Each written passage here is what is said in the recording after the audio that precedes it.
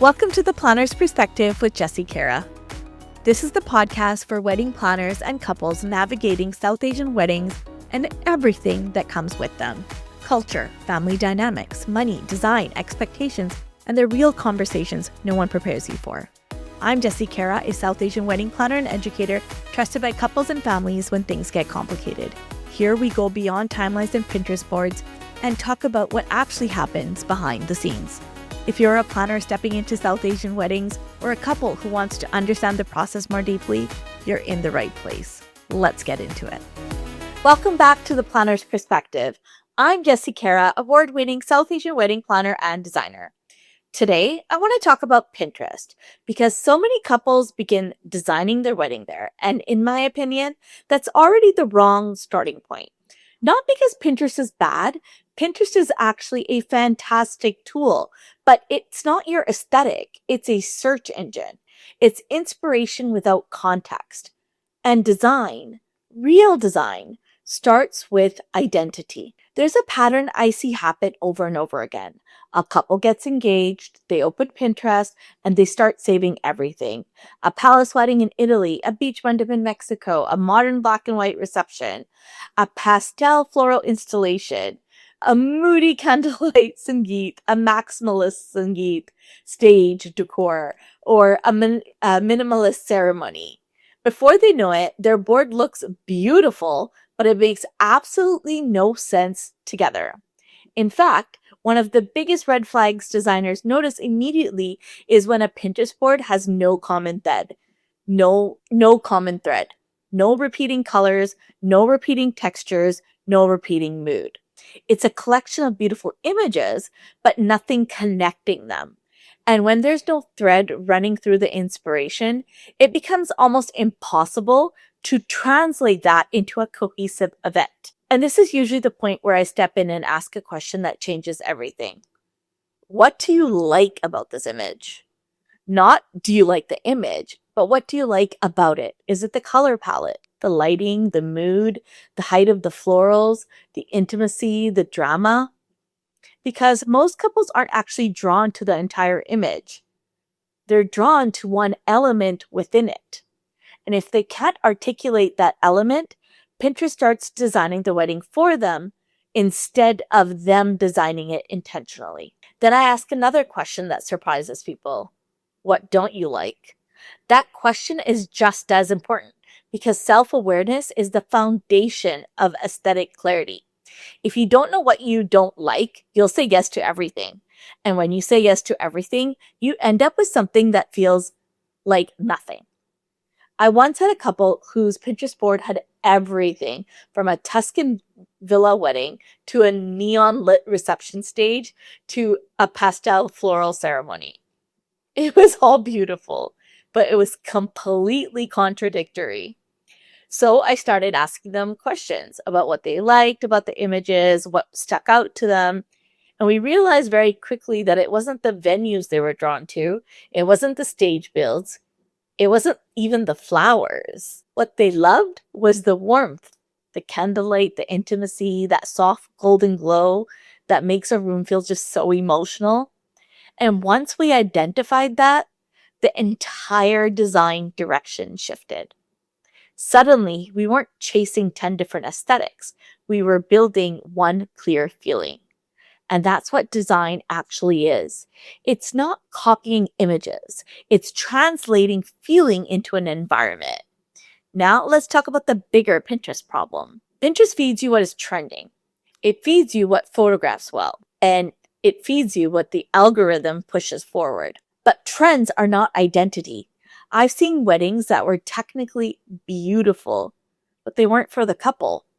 They followed trends. And trends can absolutely be beautiful, but when you follow them for the sake of following them, 5 years later, you look at your wedding photos and you see a timestamp instead of a memory. What you want when you look at your photos years from now is connection. I've had couples come back after their wedding and say they didn't love their photos.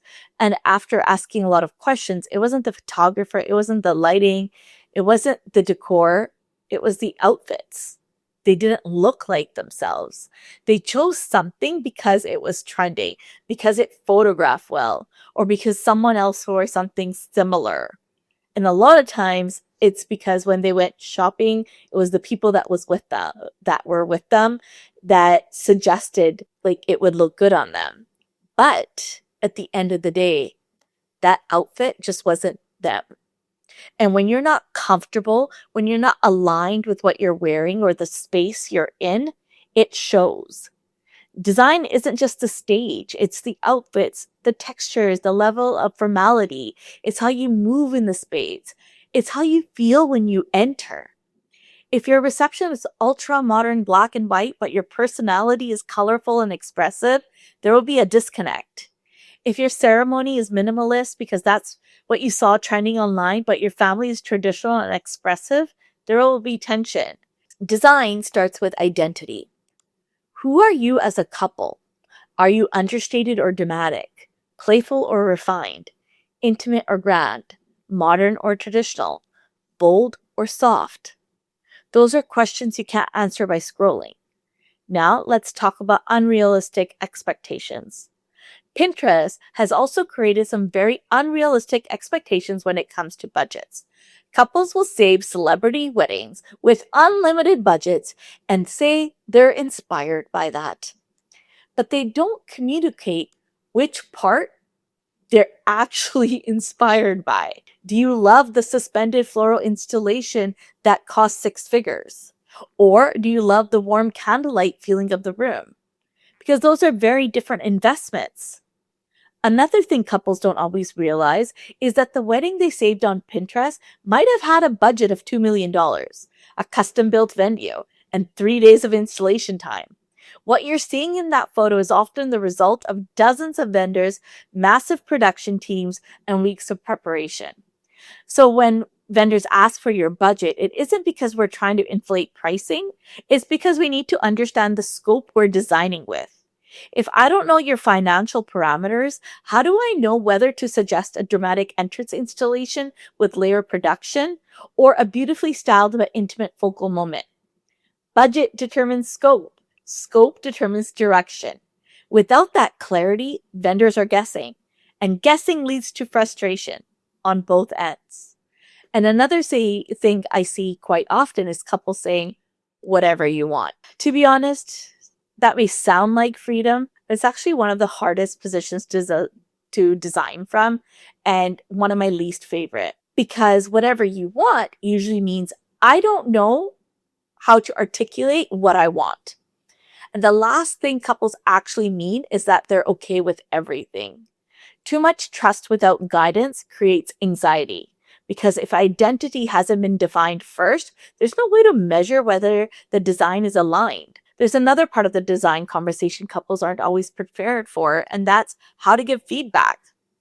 At some point during planning, you're going to see a mood board, a sketch, or a design proposal, and something may not feel right. When that happens, couples often say something like, I don't like it, oh, that's ugly. But feedback without context doesn't help move the design forward. If someone tells me something is ugly, I don't know what that means. Is it the color palette? Is it the scale, the flowers, the structure, the lighting, the whole thing? The venue? What one person dislikes might be someone else's dream wedding. I've designed weddings that were bold and maximalist with towering flowers and deep colors, and I've designed weddings that were quiet and architectural and minimalist. Neither is better. They're simply different expressions of identity. And the most helpful feedback couples can give is explaining why something doesn't resonate. The florals are too dense, the colors feel darker than I imagined, feels too busy, feels more formal than what is a true reflection of who we are. Now we have information that we can now refine the design. Design isn't about being right or wrong, it's about alignment. Another thing couples should understand is that when we present design concept, we're not showing the final wedding. Sometimes it's a mood board, sometimes it's a rendering, sometimes it's a sample setup. Those are tools for discussion. They help us communicate structure and direction, but real life is layered. Real flowers move. Light interacts with the room. Textures create depth. A rendering is a map, not the destination. Now let's layer in South Asian wedding complexity, because this isn't one event. You have a mehndi, a sangeet, the ceremony, the reception. Each of those events carries a completely different emotional tone. Pinterest collapses all of that into one visual feed. But design can't be collapsed. Each event needs its own energy while still feeling cohesive across the weekend or week. If you start with Pinterest, you're collecting images. However, if you start with identity, you're building a narrative, and narrative creates cohesion. I've seen weddings follow trends so closely that guests will walk into the event, but it could belong to anyone. Beautiful? Yes. Personal? Not really. And definitely not always. What I want is for guests to walk in and then immediately feel the couple through the details, through the tone, through the styling. Not because it looks like something they saw online, but because it feels aligned. And this applies to vendor recommendations too. Just because someone loved their decorator doesn't mean their aesthetic aligns with yours. And just because someone loved their planner doesn't mean their working style aligns with yours. Taste is personal. Working style is personal. And for planners listening, this is why the design conversation is one of the most important parts of our job. So, how do you define your aesthetic before Pinterest? Start with 3 words. Not colors, not flowers, 3 emotional descriptors. Elegant, intimate, textured, modern, playful, high energy, traditional, regal, grand. Those words become your filter. They define what you like or don't like. Too busy, too minimal, too trendy. Now Pinterest becomes a refinement tool. You scroll and ask, does this align with our 3 words? If yes, save it. If no, move on. Here's a simple test I sometimes share with couples. If you removed your names from the wedding and replaced them with someone else's, would the design still feel like it belonged to you? If the answer is no, that's a sign you're designing from identity. If the answer is yes, you might be designing from trend. Design starts with self-awareness. If you don't know who you are, you'll borrow someone else's aesthetic. And borrowed aesthetics rarely feel fully comfortable. You deserve to look back at your photos 10 years from now and feel like you. Not like 2025, not like a trending reel, like you. Because design isn't about what photographs